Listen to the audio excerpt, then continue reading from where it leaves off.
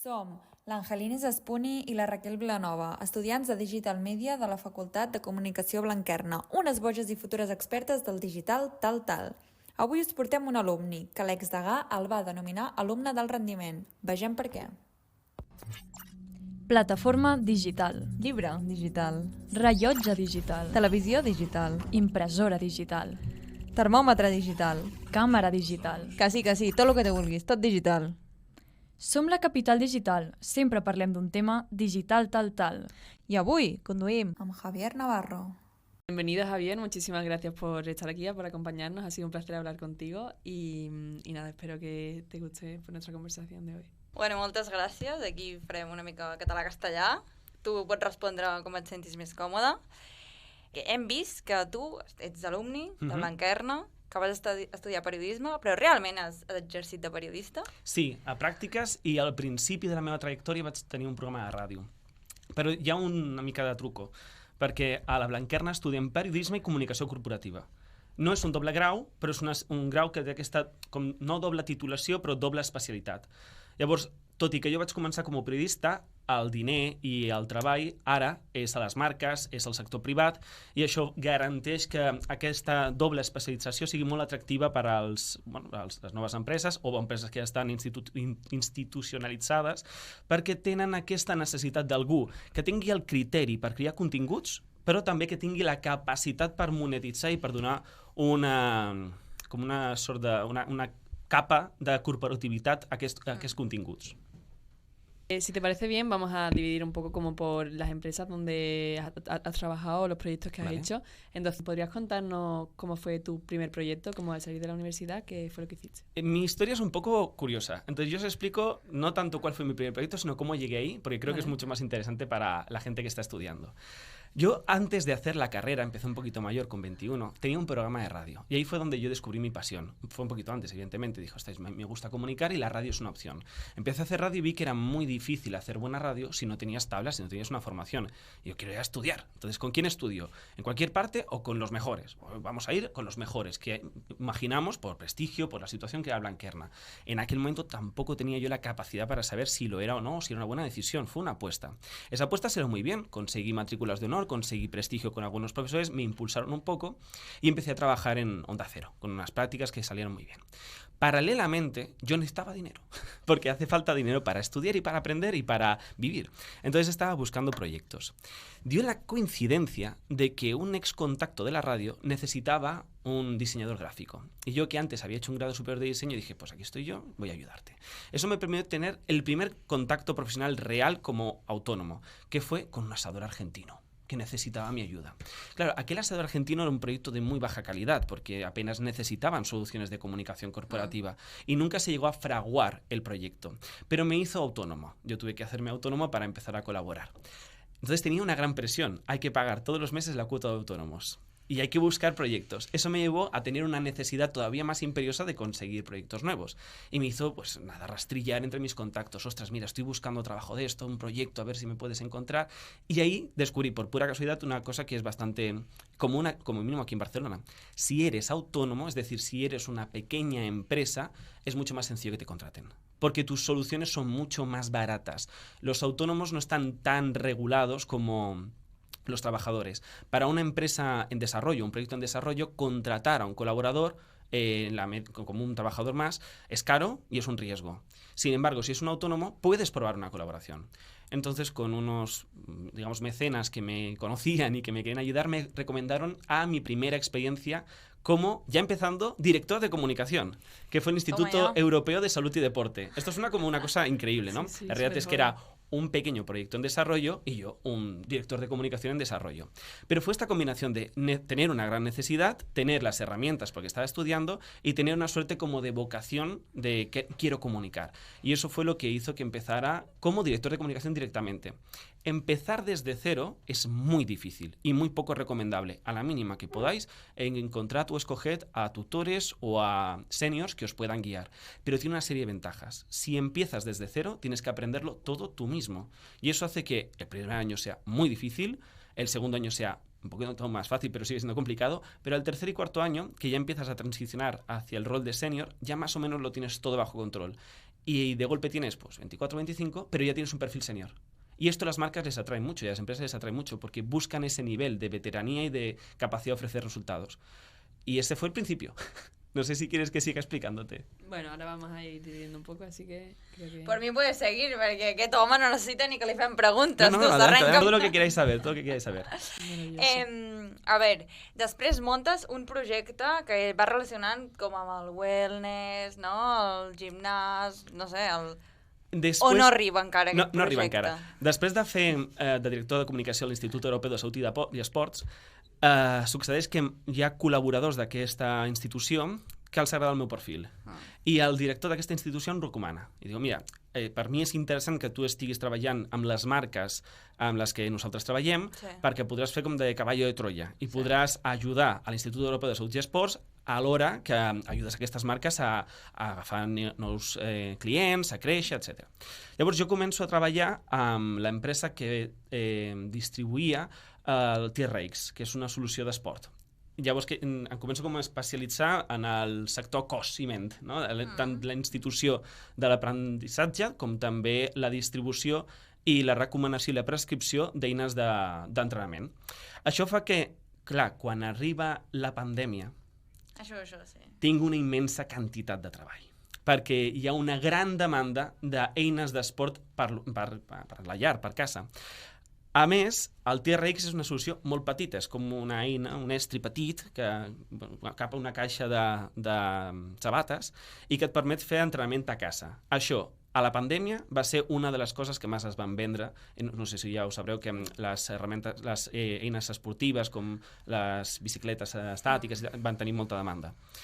De cop tinc una immensa quantitat de reptes, i com jo, altres en la nostra professió, i l'obligació de la digitalització. I va ser un molt fort impuls per al nostre projecte, que ja estava començant a edificar-se en el meu perfil i per al meu perfil. Llavors devia créixer tu molt i l'empresa molt, no? Encara no tenia una empresa. L'empresa és quelcom que és... Tu eres autònom, Era encara. autònom. El problema és que a aquest país ser autònom i tenir una empresa és pràcticament el mateix, perquè tens les obligacions molt, molt similars i els teus clients et tractaran com si fossis una empresa, perquè et volen demanar solucions.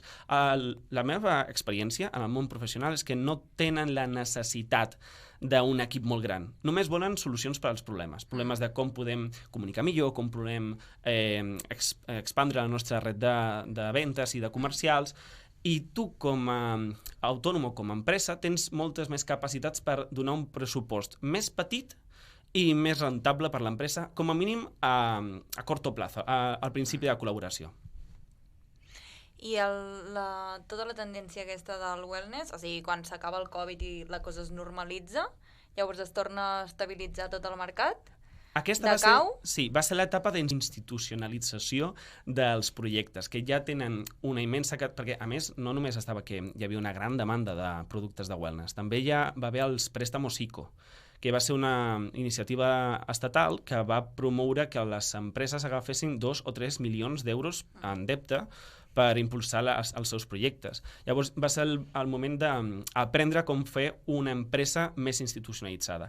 Si et fixes, hi ha una cosa així com divina que va fer que les meves aptituds estiguessin en un bon ordre de desenvolupament, perquè al principi va ser com faig el contacte, després com aconsegueixo que aquesta empresa tingui més clients, després, que és una part més de màrqueting i ventes, després com aconsegueixo canalitzar la demanda i oferir nous productes, nous projectes i nous portals per agafar aquesta demanda, i després com aconsegueixo que aquesta empresa que ha agafat demanda creixi i creixi d'una manera sòlida i coherent.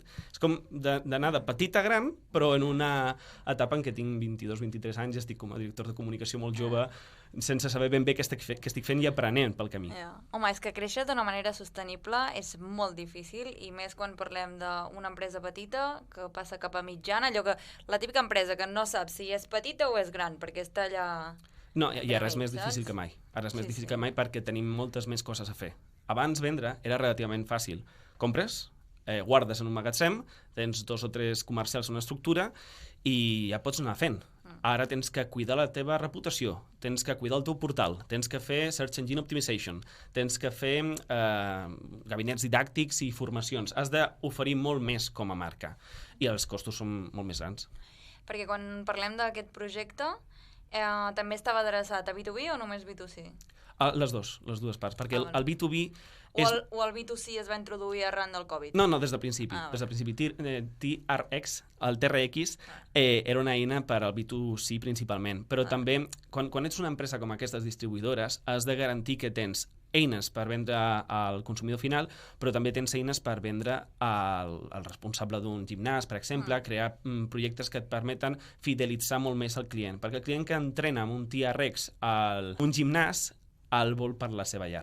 Perquè és una cosa molt petita, la pots portar quan estàs fent un viatge i tens la capacitat d'entrenar allà on vols, no?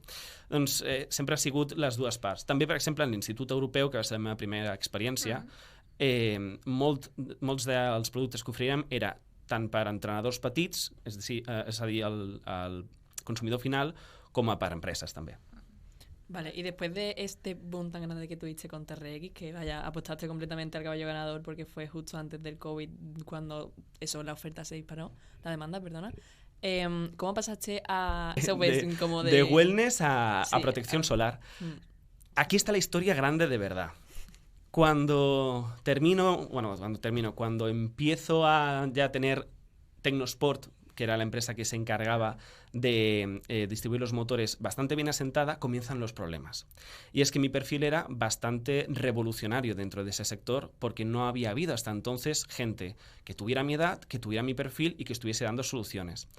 Y el cliente que teníamos en aquel momento, que toda esta relación había sido como cliente, confiaba mucho en mí, pero veía que conmigo solo no podía llevar a cabo esa institucionalización. Paralelamente, yo conozco a la empresa, al empresario que trabajaba en el diseño de estos proyectos, que es mi socio Jordi. Jordi y yo nos enamoramos en el momento en que nos vemos. Es una sintonía perfecta que 5 años después se sigue manteniendo.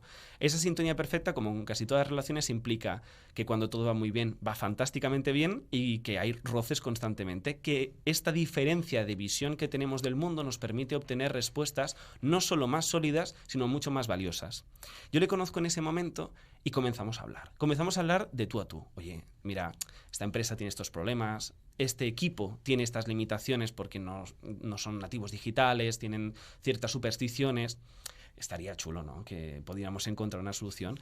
Y cuanto más trabajamos juntos para encontrar una solución, más vemos que nuestra visión está alineada, pero no con la de nuestro cliente.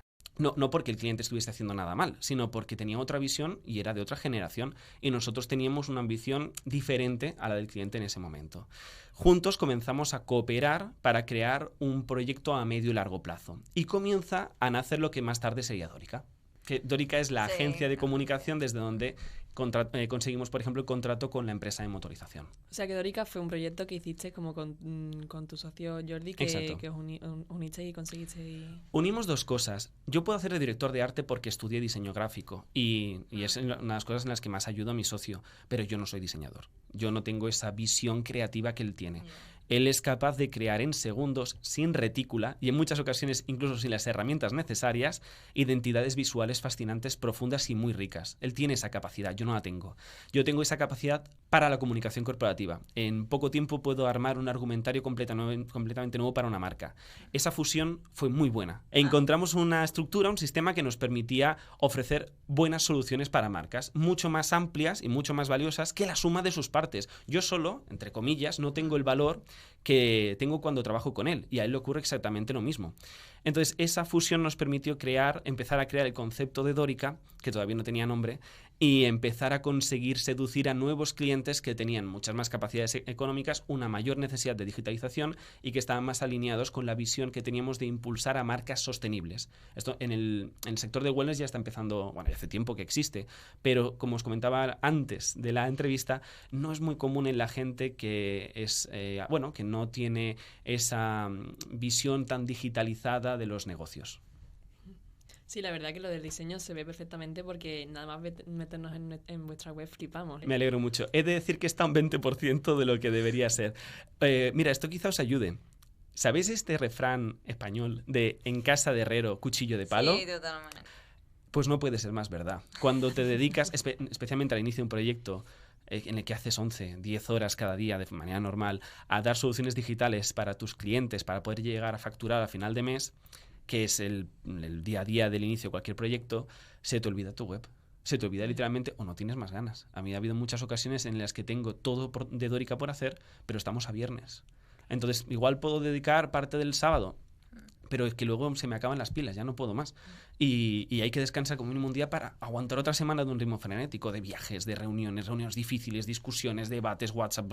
Llega un momento en que Dorica se ha ido poco a poco aplazando, así que lo que veis es solo el principio. Me alegro mucho de que os guste, porque eso significa que no os ha parecido que está a medias, como realmente está. No, pues unas ganas de ver el desarrollo entonces, si está al 20% que...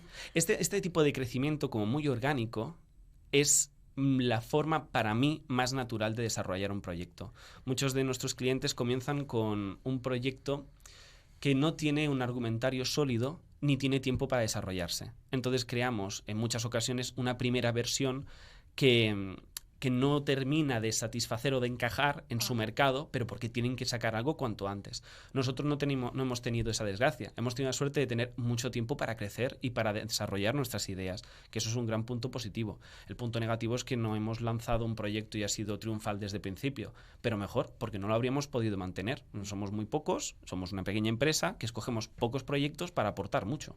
Esto yo creo que nos ha permitido ser muy consistentes en nuestra aportación de valor a los proyectos. Y yo es una cosa que recomiendo. No intentéis hacer como yo y escoger mucho desde el principio y empezar como directores de comunicación, porque os va a poner en situaciones que, si bien os ayudan mucho a crecer, son muy desafiantes y implican sacrificar una inmensa cantidad de vuestra vida personal.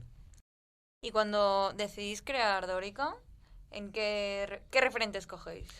Referentes es interesante.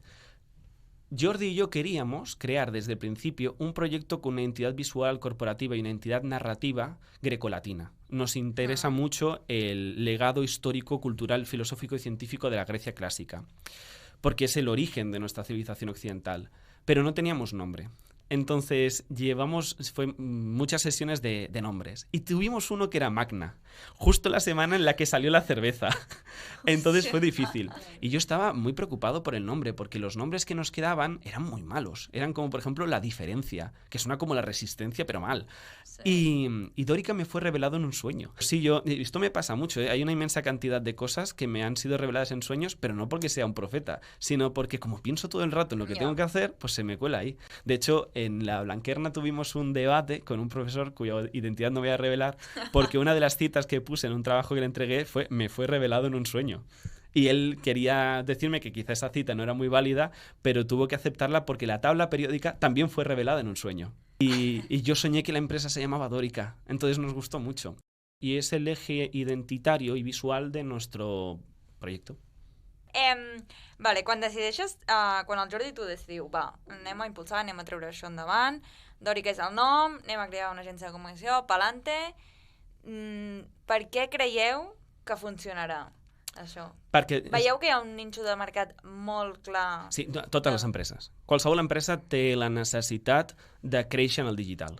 Totes les empreses. Per exemple, haureu vist que tinc un projecte amb Thai Spa Massage, que és un centre de massatge tailandès.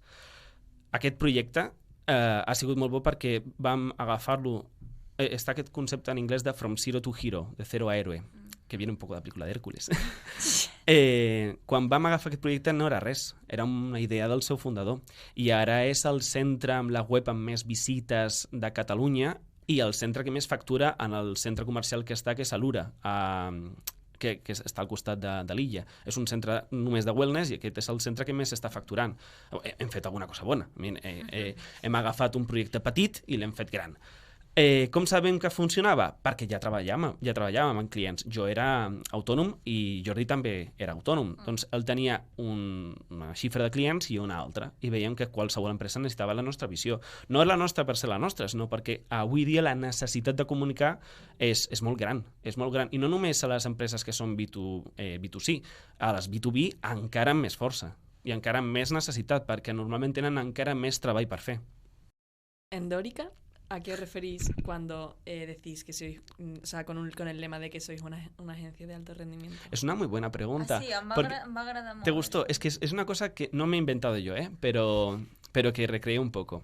Todo esto viene a mi paso por Blanquerna. En Blanquerna, muchos de mis compañeros venían de familias relativamente acomodadas, que tenían la capacidad de financiar sus estudios. Ese no era mi caso. Yo me pagué una parte muy importante, no sé si un 80% de los estudios en la Blanquerna, gracias a Dios, o gracias a mis padres, con su ayuda. Pero esto me lleva a una situación en la que a final de año había una cifra grande que conseguir económicamente y eso implicaba trabajar. Como bien sabéis, cuando tienes, en mi caso, 21 años, es relativamente difícil conseguir una cifra tan grande y poder destinarla para los estudios. Entonces vi una alternativa, las matrículas de honor.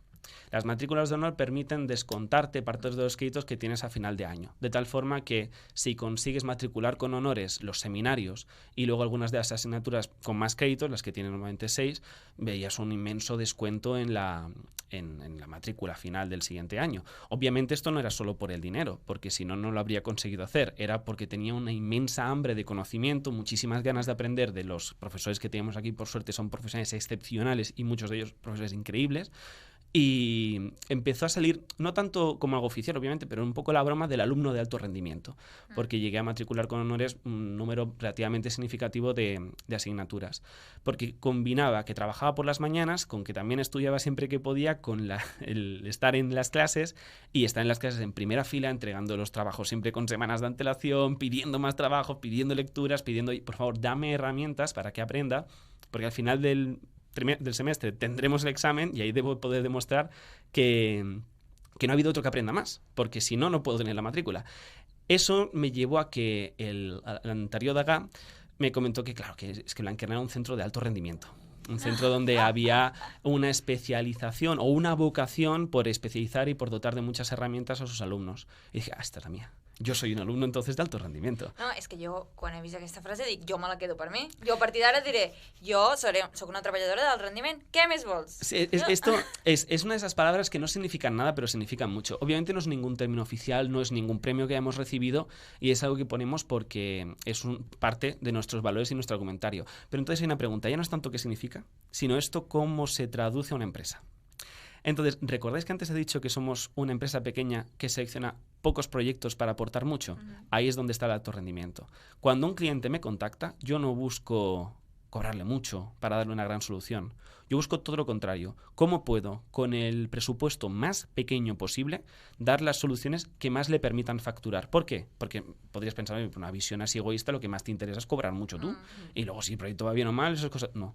En el momento del desarrollo de nuestro proyecto, la edad que yo tengo, la situación en la que tenemos, el dinero es mucho menos importante que el éxito y el prestigio. Es decir, demostrar que tenemos la capacidad de dar soluciones al mercado que son valiosas. Y esta apuesta, la de decir, mira, prefiero incluso no llegar a final de mes algunos meses y ir muy justo económicamente, pero con la garantía, no con la garantía, pero la certidumbre o la creencia de que estoy aportando mucho a mi cliente, porque si él crece, yo crezco. Yo tengo la capacidad de crecer. Esa visión ha sido, ahora estamos empezando a cosechar los resultados de esa visión.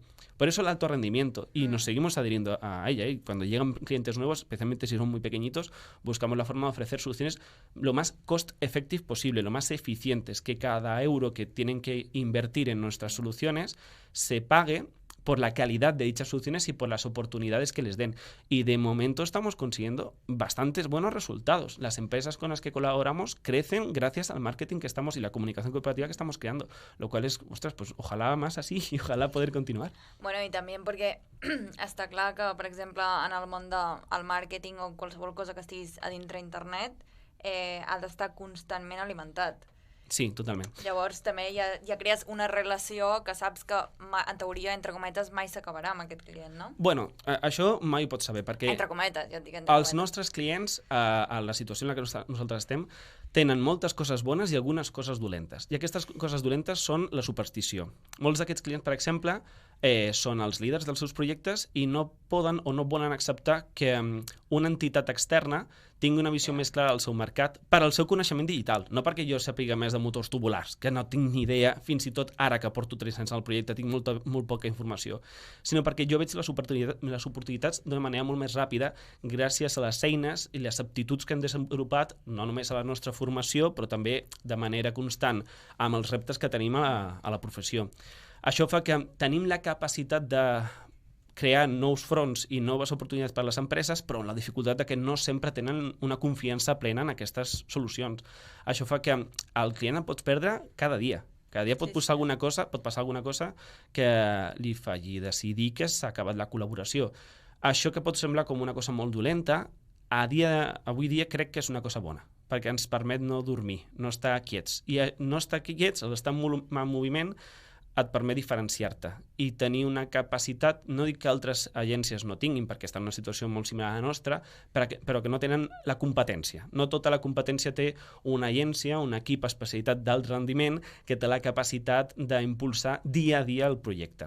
El tema de l'alt rendiment, a més, fa que influeixi en com preparem les nostres relacions amb els clients. Amb alguns clients treballem per hores, que és una idea com molt dolenta. Per hores vol dir amb una bossa d'hores? Amb una bossa d'hores. Per hores, però també és una cosa molt bona, perquè podem garantir que el pressupost és molt ajustat, però també tenim alguns problemes amb la gestió de les hores, que sempre hi ha... Mira, per fer aquesta solució he trigat 2 hores. Com 2 hores? Això podrien ser 20 minuts. No, mira, són 2 hores perquè hem fet això, i donar gràcies que hem trigat 2 hores, no 4, perquè Miguelín trigaria 4. He tractat de fer-lo en 2 i crec que és una bona solució. Però jo crec que serien 20 minuts ja, però la teva creença aquí té poc a fer, perquè tenim un sistema que permet veure, perquè nosaltres treballem amb Google Drive, pots veure a quin minut he fet quin canvi. Aquesta discussió, com molt de... que s'obre una miqueta, es dona, a vegades es dona. Però amb el temps i la confiança dels clients estem aconseguint una situació en la que cada cop és més important quant temps has trigat en fer què, sinó i cap a on anem amb aquesta solució. At the end of the day, els clients ho accepten, però sempre com amb el comentari de però això hauria de ser el teu treball. I sí, és el meu treball i per això ho estàs pagant. O, per exemple, les reunions. Tenim clients que cada dia volen un meeting d'1 hora, que podria ser perfectament un mail. I es fa amb les garanties de que forma part del nostre esforç per poder oferir una millor solució al mercat. I després arriba però no estàs apuntant les hores del meeting? Sí. No estava a casa meva jugant al Play, estava amb tu fent un treball, després t'enviem tota l'acta del meeting amb les conclusions que hem arribat. Tot això és un treball que ha d'estar dins de la proposta. I és una miqueta una lluita diària a la part dolenta dels clients que en el 90% del projecte són excepcionalment bons i han arribat a una posició molt bona del mercat per lo bons que són. Has mencionado la inteligencia artificial. ¿La haces servir en tu día a día? Constantemente. ¿Sí? Y recomiendo que todo el mundo lo haga. Importante, mi postura no necesariamente la de todo el mundo. La inteligencia artificial no sustituye a ningún profesional. La inteligencia artificial impulsa a los profesionales de una forma extraordinaria. Para todo. No encuentro de momento una tarea que no pueda recibir el beneficio de inteligencia artificial. Pongo un ejemplo. Antes, en crear mails de análisis, podía dedicar 1 o 2 horas, porque ese mail de análisis no solo tiene que contener ideas sólidas y contundentes y fuertes que sean excepcionalmente originales o potentes dentro del sector. También tiene que estar excepcionalmente bien manufacturado. Debe ser un email que esté a la altura de las ideas que contiene. De lo contrario, el cliente no se fijará en las 20 soluciones que le has dado, sino en que había una coma que está fuera de su sitio, o había una falta ortográfica. Muy buenas ideas, pero al final te has dejado una coma. Hostia, y dices, ostras, pero es que ¿qué importa eso, no? Ya, pero queda fatal visualmente. Sí, no, queda muy mal, pero no pone en duda tu prestigio o tus herramientas. Pero el cliente puede intentar o puede llegar a esa percepción. El ChatGPT me lo corrige. Es decir, en vez de tardar 2 horas en crear esa solución, tardo mi rato de pensar, el tiempo necesario para llegar a esa solución, y luego pues muy pocos minutos en corregirlo, que antes era Además, cuando tú has creado un texto, es muy difícil que veas sus errores, porque lo acabas de hacer. Y es tuyo. No, el error que cometiste tú sigues siendo el autor de ese error, y por lo tanto, si se te pasó una vez, es posible que se te pase una segunda. Eso, por ejemplo, a GPT no le ocurre. Con las imágenes. En muchas ocasiones trabajamos con proyectos que, por la naturaleza de sus productos o por la situación de desarrollo que tienen, no pueden contratar una sesión de fotos para sus productos a una escala grande. No pueden alquilar una casa, una modelo y un fotógrafo para poder crear imágenes nuevas. pero pueden hacerlo por inteligencia artificial y gracias a que tenemos el producto y bien fotografiado en otro contexto mucho más asequible, podemos situarlo y generar un escenario que en cualquier otra circunstancia habría costado miles de euros, pero que ahora cuesta unas pocas horas de trabajo. Todo esto es una fuerza extraordinaria.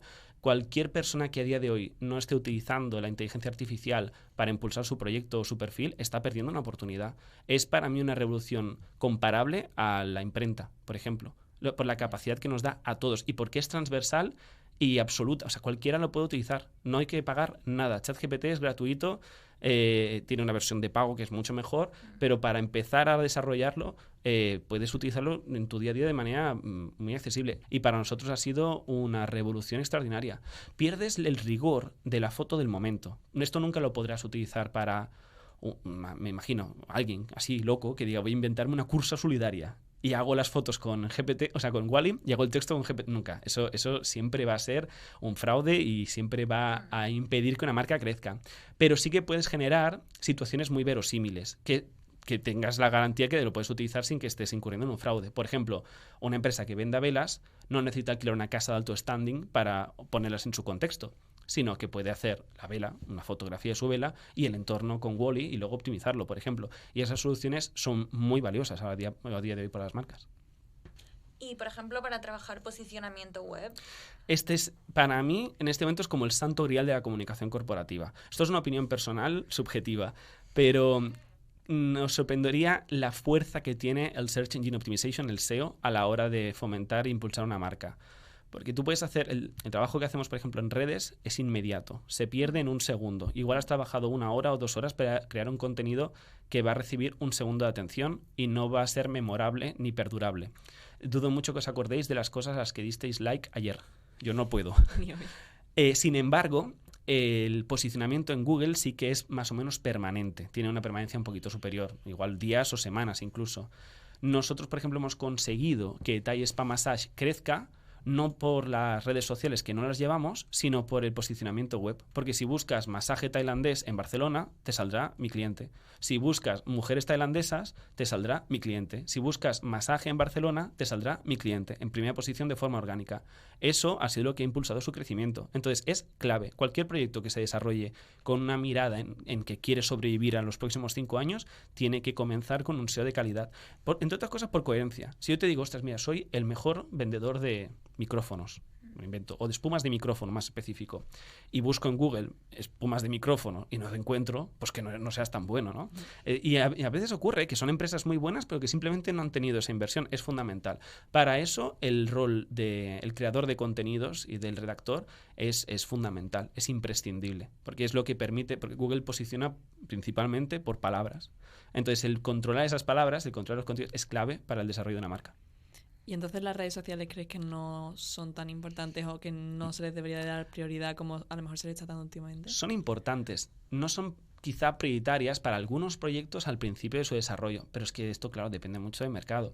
En un mercado donde tu público objetivo sea mayor, como es por ejemplo el caso de Thai Spa Massage, porque muchas personas que son receptoras de masajistas son mujeres de entre los 50 y 60 años, que no piensen que les estoy llamando mayores, pero que no es un público muy joven, claro, este perfil no va a buscar tanto en redes como quizá en su móvil rápidamente. Quizás sí, no tengo ahora los datos, pero es muy importante. Las redes son fundamentales, pero no son tan relevantes en algunos proyectos a corto plazo como tener un posicionamiento claro en Google. Aunque solo sea con 2 palabras o 3 palabras, con una piscina de palabras clave pequeña, pero es fundamental, porque la conversión que genera es muy grande. Y además, si no lo haces tú, lo está haciendo tu competencia.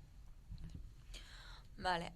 Referente al SEO, a mí me gustaría que hicieras como un poco de tips de aclaración. ¿Qué diferencia hay entre SEO on-page, SEO técnico y SEO off-page? Vale. SEO técnico es como una palabra que vamos a dejar un momento aparte, porque puede serlo todo. Por ejemplo, cuando tú haces un artículo, lo acompañas con imágenes, ¿correcto? Esas imágenes tienen en el CMS que tú utilices para crear ese artículo, que puede ser, por ejemplo, WordPress, la opción de integrar atributos alt, que se conocen. se conoce como tributos alt. Son unos datos específicos que puedes poner en la imagen. Esto que suena como muy técnico, porque es SEO técnico, en realidad es muy sencillo. Sabes que, por ejemplo, los ciegos pueden utilizar un móvil, porque el móvil les habla, les dice lo que hay en pantalla. Pues son los datos que incorporas a una imagen para que le diga, por ejemplo, a un ciego, un teléfono adaptado, qué hay en esta imagen. Entonces, si tú no escribes nada en la imagen, Google no está encontrando palabras clave en esa imagen de una manera rápida y accesible. Sin embargo, si tú escribes, en esta imagen podemos ver a una masajista tailandesa llevando a cabo un masaje mientras estira al receptor en un entorno de wellness con velitas. Si das todo ese contenido, Google lo posiciona antes que otras imágenes. Entonces, esto, por ejemplo, sería SEO técnico y es SEO on-page, porque lo haces dentro de la propia página. El SEO off-page es todos esos contenidos y esfuerzos que haces para posicionar tu página desde fuera. Cuando Google comienza a trabajar, una de las principales cosas a las que le da prioridad es a los vínculos externos. Cuantos más vínculos tiene una página, más valiosa es, porque entiende que son las referencias que están haciendo el resto de usuarios de Internet a esa página. De tal forma que una página con muchos enlaces externos va a ser una página mucho más valorada dentro de Google que una con pocos enlaces externos. El hecho de conseguir esos enlaces, que se puede hacer con trabajo, es SEO off-page, por ejemplo. ¿Cómo se consiguen? Pues yo tengo un contacto, o ni siquiera en un diario del país, y contacto con esa persona y digo, mira, oye, igual no te interesa, pero igual sí. En este centro tailandés estamos haciendo esta práctica tradicional tailandesa única y aquí tienes un artículo por si quieres hablar de ello y si quieres nos puedes pedir más información. Si le interesa y ese encargado de cultura o de lo que sea decide que es una buena opción informar a su público sobre esto, pues escribir un artículo sobre tu centro en su medio y ahí ya tienes un enlace externo a tu página. Este trabajo más social es un ejemplo de SEO off-page, pero esto es un ejemplo de todo lo que puedes llegar a hacer. El SEO técnico es muy importante para una página, pero a día de hoy, según herramientas de análisis como SEMrush, un 70% del esfuerzo de una página web es el contenido. Por eso insisto en la importancia del rigor a la hora de crear contenidos. En la última actualización de Google han purgado las páginas web quitando todas las páginas que a través de inteligencia artificial habrían creado contenidos de poco valor. Entonces el contenido de calidad ahora es clave. Antes era muy importante, ahora es clave, ahora es fundamental. Y cuando coges una marca y la analizas, ¿cómo lo segregas? ¿Cómo la analizas? Es Sí, desde una perspectiva de SEO. Sí. Con herramientas digitales. Hay una serie de herramientas como SEMrush o como Web Auditor que te permiten analizar KPIs importantes de esa marca. Hay muchísimos. En la actualidad, ¿no? Por ejemplo, yo vengo, te presento mi marca y tú la analizas. En tiempo real, sí. Claro, tú analizas la web que hay en ese momento. Hay muchísimos aspectos técnicos y como además Google cambia con frecuencia y muchos de los aspectos que utiliza para clasificar las páginas no son públicos, es complicado que puedas predecir o definir exactamente qué funciona correcta o incorrectamente. Esto no quiere decir que trabajemos a ciegas, sino que no es un entorno de alta certidumbre. No es como, por ejemplo, no sé, un sistema cerrado como la arquitectura o la matemática, donde sabes que 2 y 2 son 4 sí o sí, sino que aquí se involucran muchos factores. Por ejemplo, hay páginas que están haciendo todo incorrecto a nivel de SEO, pero están en primera posición por la autoridad que tiene esa página gracias a enlaces externos de calidad. Y esto puede ocurrir. Y tú estás haciendo todo tu trabajo bien y te pasa otro por delante. Y hay ocasiones que es todo lo contrario. Páginas que hacen un trabajo excelente en todo y por algún motivo, que a veces es muy desconocido, no consiguen la situación de SEO que necesitarían o que por el que han invertido esos esfuerzos, ¿no? Entonces, todo lo hacemos con estas herramientas digitales donde casi todos los datos son estimados, donde casi todo es más o menos lo que está ocurriendo. Y cuando estás invirtiendo en este SEO, pero no sales en primera posición o de las primeras posiciones, ¿qué haces? ¿Vuelves a hacer un reestudio de la marca? ¿Un reestudio del SEO, de los keywords o de lo que sea? La tercera palabra del SEO es optimization. Optimizar implica un constante trabajo de ver cómo podemos hacerlo mejor, porque si supiéramos cómo hacerlo bien a primeras, pues está este concepto de que pues ese trabajo lo harían los bancos, ¿no? Tú pruebas cosas, algunas funcionan y otras no funcionan, porque no sabes cuáles son las reglas del juego y cuando sabes más o menos cómo funcionan, Google las cambia. Y cuando tienes una competencia muy fuerte, por ejemplo, imagínate que estás intentando posicionar palabra clave calabazas en Barcelona y que se acerca Halloween. Probablemente ya haya una página que tenga calabazas Barcelona muy bien posicionada. Entonces vas al long tail. El long tail es las búsquedas muy específicas. Calabazas en el barrio de Sant Gervasi, calabazas ecológicas sostenibles en el Raval. Buscas algo muy, muy específico para que, vale, no vas a estar en primera posición en Calabazas Barcelona, pero estás en una primera posición en una palabra clave que sigue siendo la que buscan algunos de tus usuarios. No tendrás miles de visitas, pero tendrás cientos. Y aquí hay un tema muy interesante. Una de las cosas que en este momento más valora Google es la capacidad que tengan las páginas para posicionarse de la página, o sea, de la posición 30 a la 1. En las palabras de long tail es más fácil de conseguir. Entonces, cuanto más trabajas en las long tail, más fortaleces tu posición para las páginas principales, lo cual hace que el trabajo mensual sea prácticamente obligatorio y se convierte en una alternativa sólida para crear proyectos, no solo porque el cliente va viendo poco a poco resultados cada vez mejores, como en el caso de Talla Spa Massage, que hemos conseguido multiplicar por 3 el tráfico en menos de un año, que es una realidad muy sólida, sino que además te ofrece a ti como empresa la garantía de saber que al menos ese cliente lo tienes 6 meses más. Sí, sí. Y después, a la hora de crear el contenido en la página web o en cualquier sitio donde haga falta un copy, ¿cómo introduces palabras claves para hacer un buen copy y que la gente pues se enganche a tu texto y te lea? Cada especialista tiene un poco su manual y sus doctrinas. La nuestra es una muy sencilla, porque nosotros no apostamos por hacer muchas virguerías a nivel técnico, sino por hacer lo mejor que podamos nuestro trabajo de contenidos. Entonces, hay una serie de aspectos clave que son la doctrina que nosotros utilizamos. La primera, una página, una palabra clave. Introducir muchas palabras clave dentro de una página puede ser muy útil, pero en muchas ocasiones diluye mucho su fuerza dentro de Internet. Entonces, es mejor hacer, pues por ejemplo, dentro de un contenido, que no sea un artículo sobre aceite de eucalipto, de romero y de lavanda, sino uno de el aceite de eucalipto, otro de romero y otro de lavanda. Dentro de ese artículo vas a poder hacer diferentes menciones a diferentes cosas para que sea divertido. Por ejemplo, en uno último que hicimos mencionaba el ruido que hacen los koalas. Porque no sé qué ruido pensáis que hacen los koalas, yo pensaba que sería un ruido adorable, pero rugen como un león. Es extraordinario de ver. Entonces, bueno, pues esto es un dato divertido que ponemos dentro de una página que está preparada para posicionar aceite de eucalipto. Entonces, adherirse solo a una palabra clave es uno de los primeros puntos. Hace que sea el trabajo mucho más sencillo. Luego, la variedad y la diversidad y la intensidad del contenido es muy importante. La gente no entra en Google buscando una entrada de Wikipedia, porque entonces va a Wikipedia. La gente busca conectar con una visión que las marcas pueden darle y un conjunto de intereses que están objetivados formalmente dentro de la identidad de una marca. Es una de las cosas que busca la gente, busca muchas más cosas, evidentemente. Entonces, pues dentro de una buena entrada de aceite de eucalipto, pues habrá referencias a cómo surge, cómo se prepara este aceite, cuáles son las propiedades del eucalipto, dónde crece el eucalipto, quién come eucalipto o por qué los koalas comen eucalipto. Son cosas interesantes que puedes mencionar y que te dan más autoridad a la hora de posicionar esa página concreta.